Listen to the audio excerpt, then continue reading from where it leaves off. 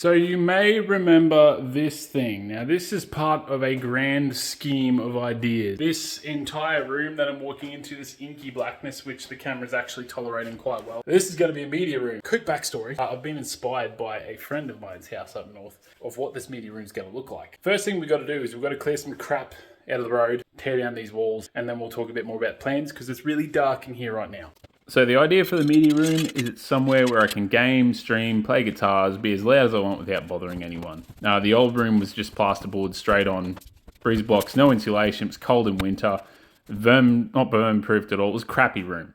But I thought this one was going to take me about 6 weeks, so we're going to put proper insulation in, make it all hunky-dory. What does that even mean?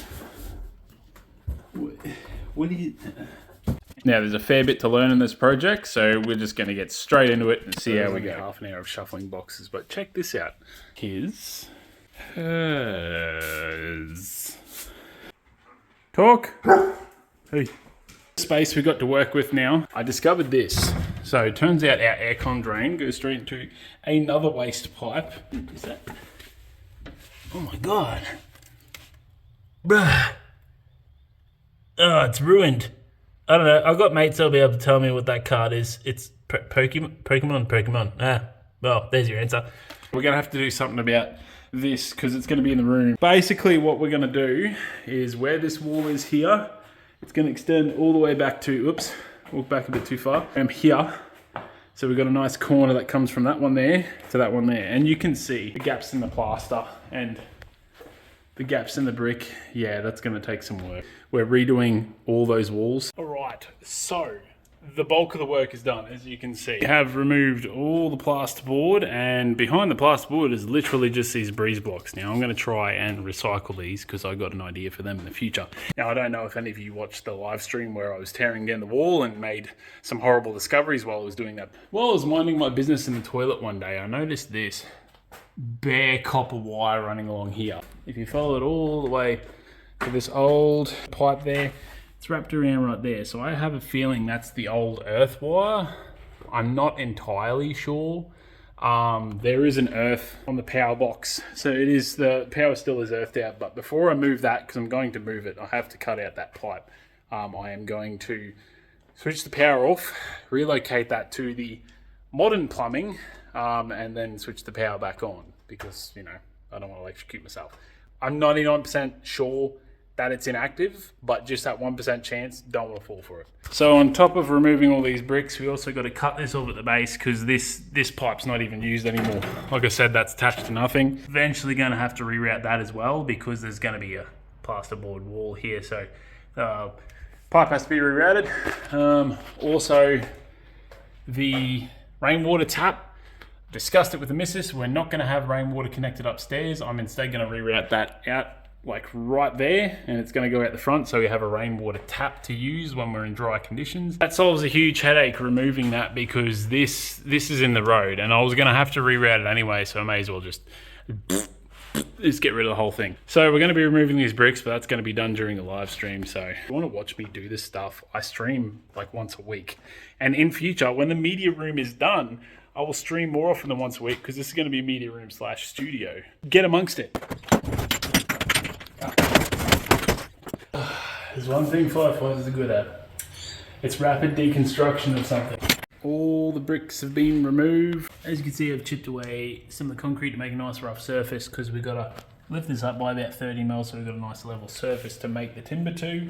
From all those breeze blocks I took out, and that with, I believe at final count it was like 54 or 56 of them, so I can reuse them later for a different project. There's about 1.7 tons worth of bricks that I had to go dump, not including the ones I've saved.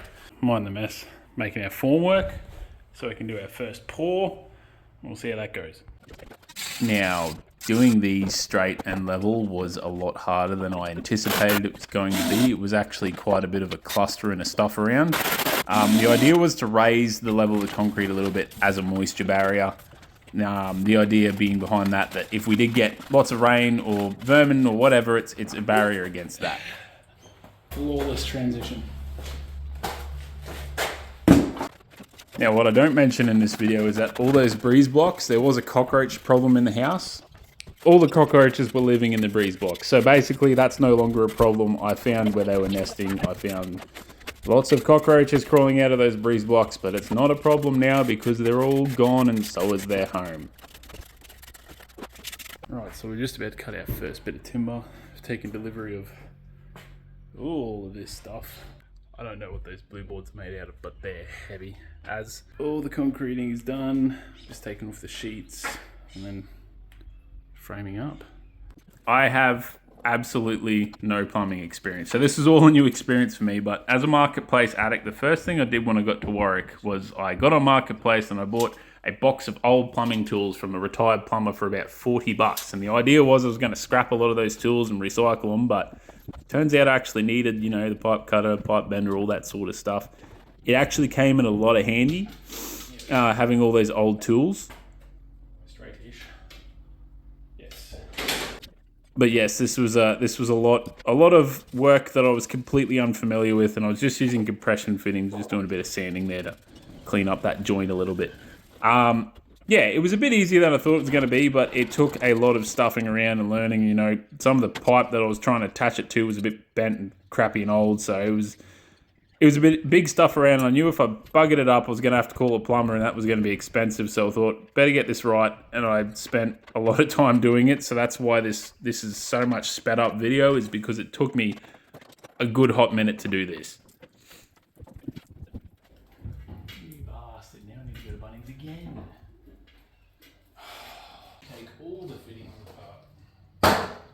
Yeah, so you could probably tell by the way I put down the ladder then. There was a lot of Bunnings strips and it was very frustrating work, but it was worth it. I figured it out in the end. I had a lot of fun doing it when I eventually got to the point where I could enjoy it.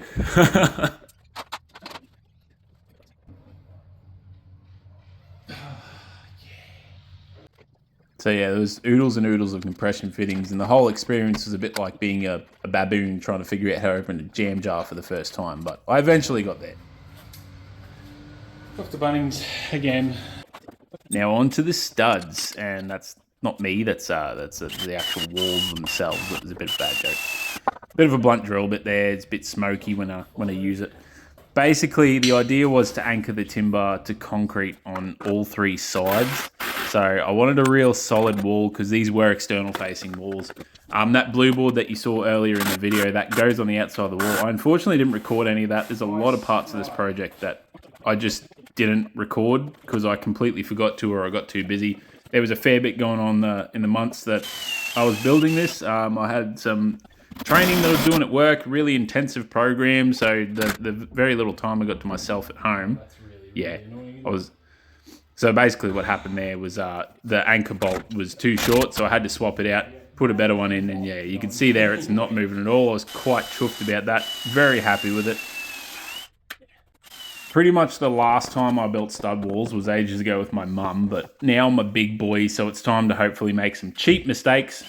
They were cheap mistakes, but you can see where I was just then. There's like that little steel tie that's into the concrete there. I had to do a little cutout around that. And I was quite happy that it actually only took me a couple of cuts to get that. Yeah, because obviously I didn't want to go cutting the steel tie that goes into the concrete. That would be a silly choice, but the reason the cuts on the timber are fairly accurate is because I'm a bit stingy and I couldn't be bothered buying a power saw, not in this economy, so everything was cut by hand. So I wanted to make sure I got the measurements right the first time around. I've since bought a power saw, but yeah, I was very stubborn. I was like, no, not buying one because I might not use it. Shut up. I should have just bought one in the first place, but turns out we didn't need that, but we'll probably end up using it over, not that one, because that's going to be a window, and that's the whole other thing. Sorry, cut myself over there a little bit, but yeah, the window, basically there was a window upstairs I had to remove, and I had to resize it and put it downstairs. That is the last time I'll be doing that. I'll probably talk more on that later. It was a pain in the bum. Sarking papered in, framed up on this end. The window still needs to be done. That's going to be a cluster. Water lines are being rerouted with semi-professional work, not really, but not here, but here we have the new wall up because I had to put it up to put that through. Otherwise, I'd have to take it down and do that again. This video is turning out a lot longer than I planned on it being, but anyway. Ooh, look at that. Got all the frame in. I had to do that weird frame around the waste pipe there. I've still got to get in there and put in bitumen paint, but all the framing's done. This is just going to have to be part of the room.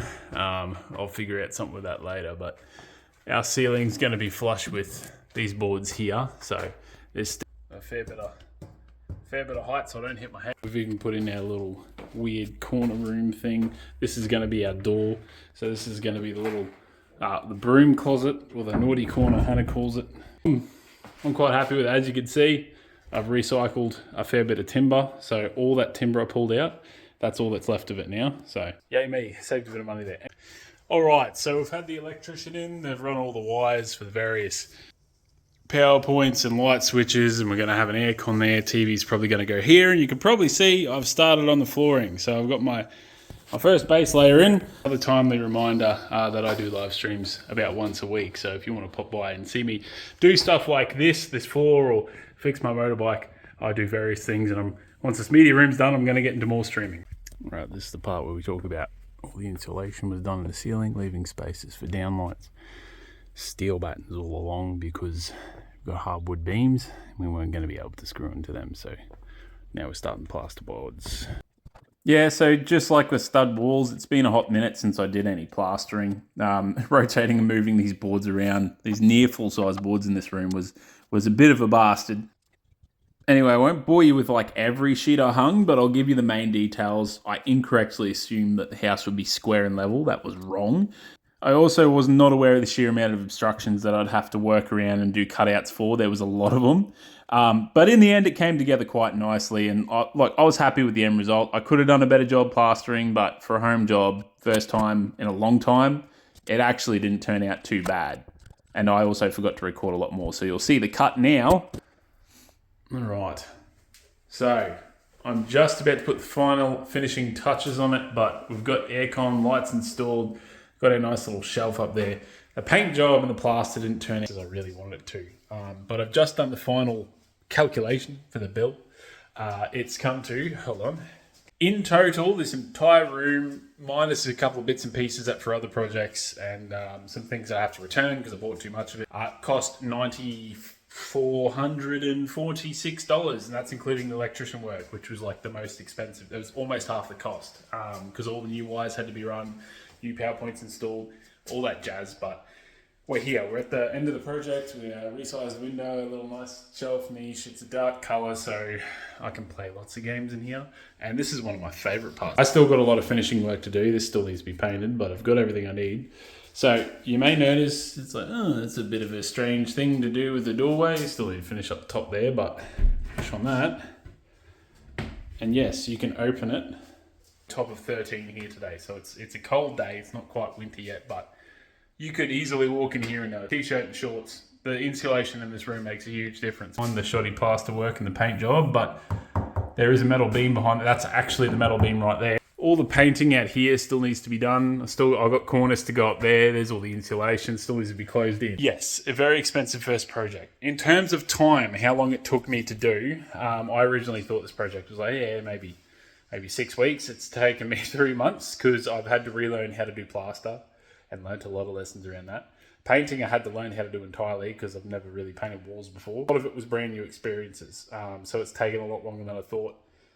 In terms of man hours and stuff, and a lot of Googling and watching videos and doing stuff when I come home after work. So I think in total, if I worked on this full time, there was the only thing I did for 8, 9, 10 hours a day, I probably would have had it done in that month and a half period, but because I had to do it in bits and pieces, and then of course only $400 is a big cost, so you gotta pay for things when you can, and then buy things when you can, and then skip on other things that you can't buy just yet but you don't need at the moment, you can buy later. The cost is pretty big. Inflation's huge in Australia. Cost of living is ridiculous in Australia. The amount of money I would have paid to get someone else to do it, yes, it would have looked better. You'd hope. I don't know how much labour costs these days, but I know it would be expensive. So it'd end up being a lot more expensive than nearly 10 grand. So there wasn't lights or power or anything in this room before. It was the previous owner let his kids live in here with just like an extension lead and a plug-in light. There was no insulation in the walls. There was no vermin proofing up the top or anything. It was all just kind of bare bones. No window. There's no bloody window. You couldn't even look outside. I don't know why you put your kids in a room like that. But anyway, so really nice view. And when we eventually get the garden in there, it's going to look schmicko. That's the room video. So there's going to probably be a couple live streams done in here. But at the moment, I'm just currently setting up my desk and hanging some stuff on the walls. I've got a TV mount there. I've got to clean all these little paint things out of the flooring. But overall, aside from like, yeah, the plaster could have been way better. The paint could have been way better. But I'm happy with it. It's warm in here. It's comfortable. It's got lights. It's got power. It's way more comfortable than it was before. And no more cockroaches. Cockroaches can't live in these walls because they're all sealed up. I'm quite happy with it. And now I'm just currently populating it with all the stuff that's been taking up too much space upstairs. And now I'm going to move it down here and sort it out. And this is going to be its new permanent home. So, yeah. Thanks for watching this video if you stuck around to this point. I know I have a tendency to talk a lot. It's a thing I'm working on. I'm very verbose. If you want to see more home improvement videos, stick around. If not, thanks for watching anyway. There's also other videos that are going to come out now because I've actually got somewhere to make them. So I'll see you in the next one. Bye.